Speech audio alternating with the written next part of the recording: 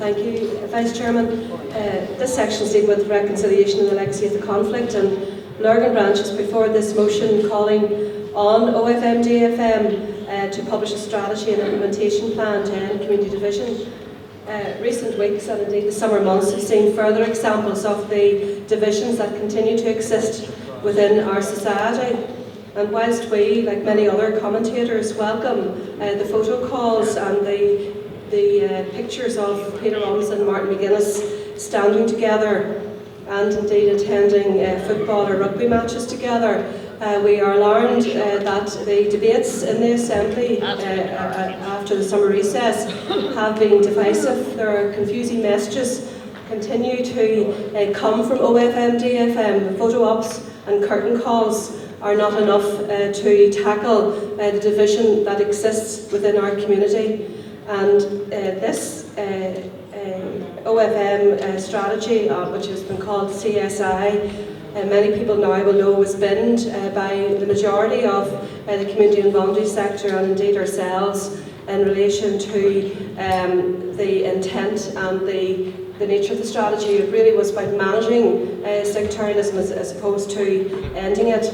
And we think that sectarianism and tackling sectarianism has to be one of the major political priorities for this executive. But a strategy and a glossy document of itself to sit on a shelf is not enough without a very decisive implementation plan. Truth and reconciliation are two sides of the same coin. And justice is the bedrock on which you build both of those issues. We seem to have a problem in this region understanding that truth and reconciliation are connected. We seem to want a reconciliation which forgets, and we want a justice which is selective. But the fact of the matter is that neither will deliver us out of our tragic past. I feel quite strongly about this party's role as a custodian of a certain set of values. Those values were most obvious to us when there was a conflict in this part of Ireland. They were the values that stood steadfast against the use of violence by the state, by the IRA, by loyalist paramilitaries. They stood steadfast against intimidation. They called bigotry for what it was. They understood that there were those engaged in the conflict who had nothing more than a sectarian motive, even a mandate for what went on, when in fact nothing could be further from the truth. It is not so much what comes out of CSI that should preoccupy us. It is the attempt to rewrite modern Irish history. Many. Some who have a great interest in the truth never being told. Others who just simply want to move on, and you can't blame them for that. But this party has always stood for justice and for truth. And we've always understood that justice and truth and reconciliation are absolutely entwined with each other. I trust, Conference, that you'll continue to spread that message in your communities, that you will continue to challenge those who say it is about moving on rather than about moving on with the truth, with the understanding, with the acknowledgement, and with the justice that so many deserve. Thank you very much.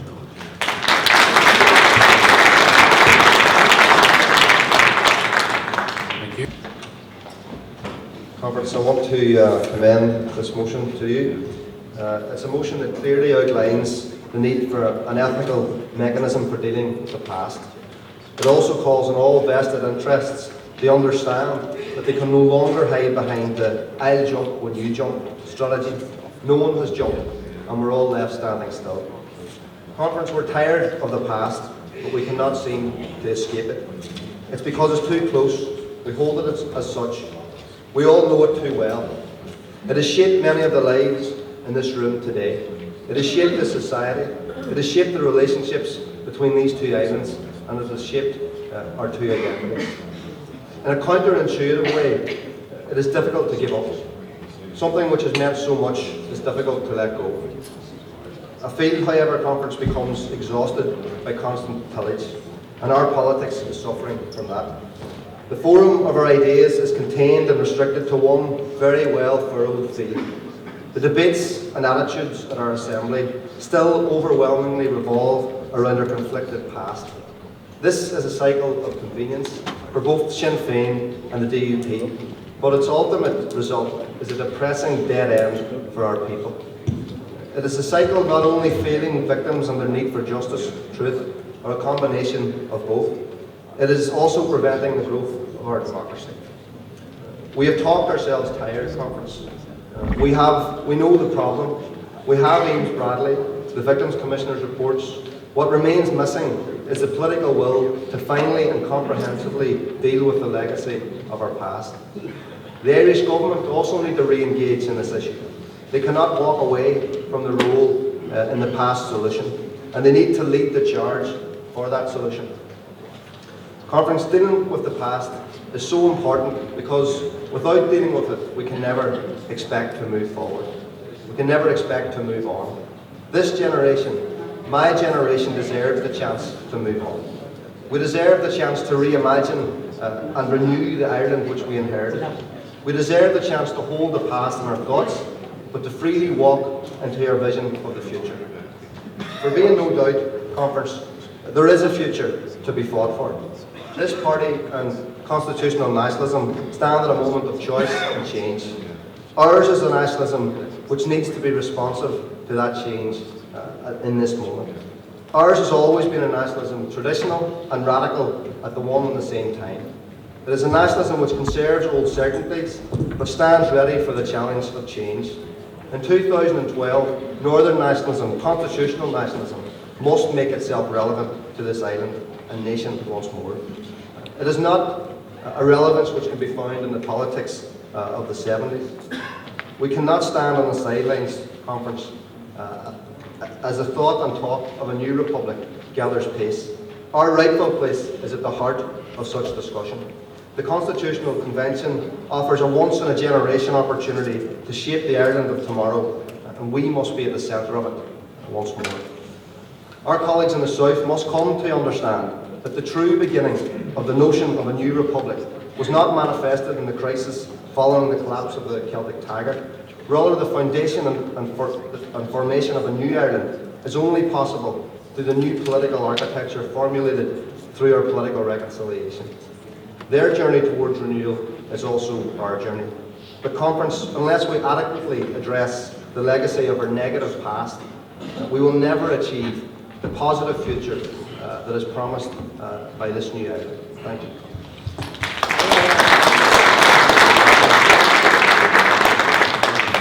Thank you. This motion is very much in the spirit of the contributions of Connell and Colin in the previous debate. Seem to make two observations.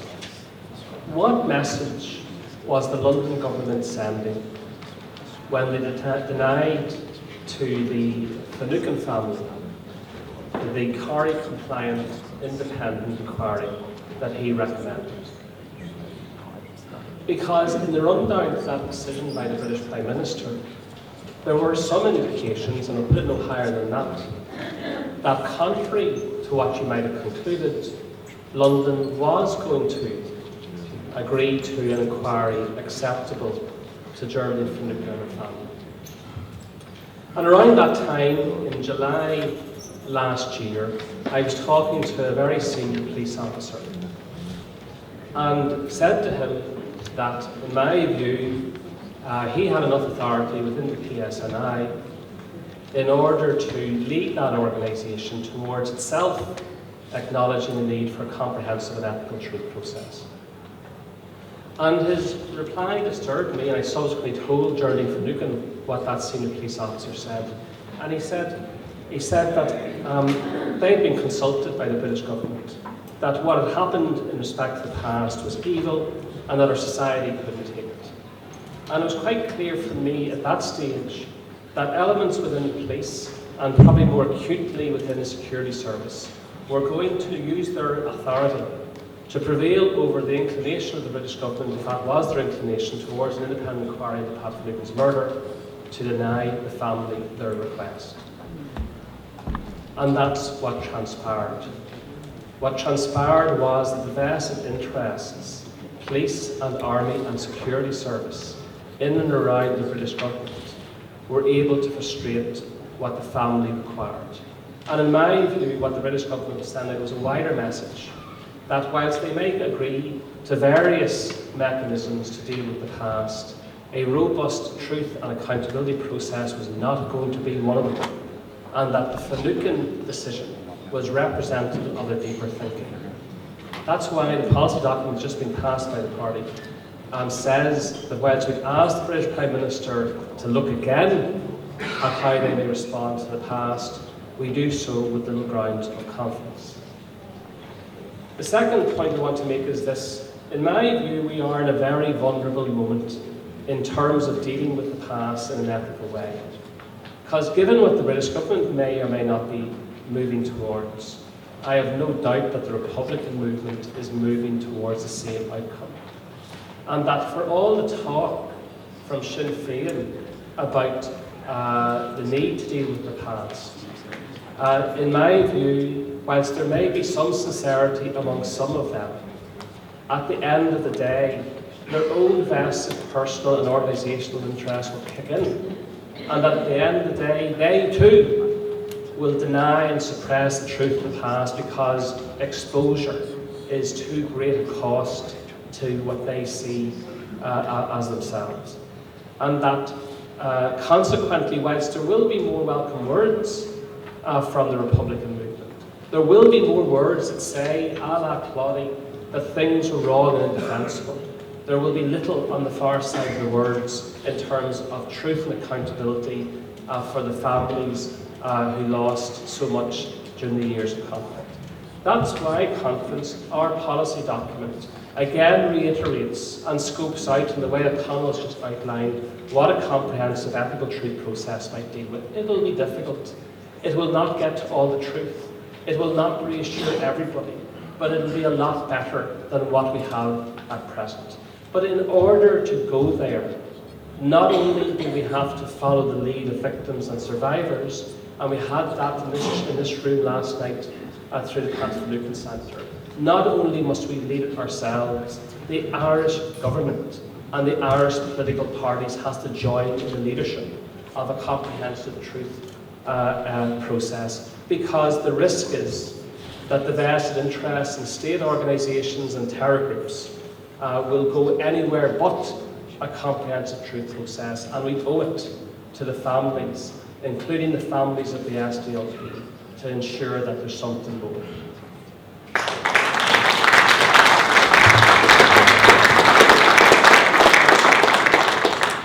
The seconder, I think Tim Atwood's seconding formally from the floor. Okay. There's no other speakers on this issue. Put it to the vote. Conference, this is an important motion. It's an important motion because I think it challenges us to think about the role we are going to play in the years ahead. This party has always challenged the status quo. In the 1970s and 1980s, John Hume challenged Irish nationalism to think differently about itself, to understand the root causes of the conflict in this region. He challenged the British and Irish government to move beyond what he used to call the megaphone diplomacy and understand that they had a direct role in advocating a solution that recognised the complex set of relationships. We are rightly called the architects of the Good Friday Agreement, and we will defend to our last vote the principles of that agreement, the values which underpin that agreement, the words on that paper. And we will defend the right of this part of Ireland, indeed this entire island, to redefine itself. We will never give up campaigning for a new Ireland. And we understand that a new Ireland, to quote John directly, is quite literally that. a new nation, with a new constitution, a new set of relationships, a reconciled nation, a nation which is capable of achieving prosperity for all, a just nation. And some people say that when you look at consultations from the British or Irish government or from our own executive about institutional change, that that's really got nothing to do with that. It's got everything to do with that. So it does, conference. Because consultation out from the NIO at the moment is a consultation that seeks to make politics with the agreement. And we are responding to it, and we're asking you to formally endorse that response. And I am going to share with you the principles at the heart of our response. And the first is power sharing. Government in this jurisdiction must always be representative of both communities. The second is reconciliation. It must be the principal and overriding objective of all administrations in Northern Ireland. And I ask you this question: where do you see reconciliation today? It's not even mentioned in the programme for government. Equality is the foundation stone on which our new society will be built. It must be embedded in government in our society. And how can a government that is willing to sponsor welfare reform stand up and claim to promote equality? Partnership is the engine which will drive the transformation of our society, and prosperity, making our region and this island more prosperous, should be a principal objective. We're 4 years, conference, into a recession, and we're still to see a job strategy. Prosperity is a soundbite around the Northern Ireland executive table. There is no clear evidence of a policy that would deliver prosperity for everyone. Finally, conference, and I want you, please, to think about this.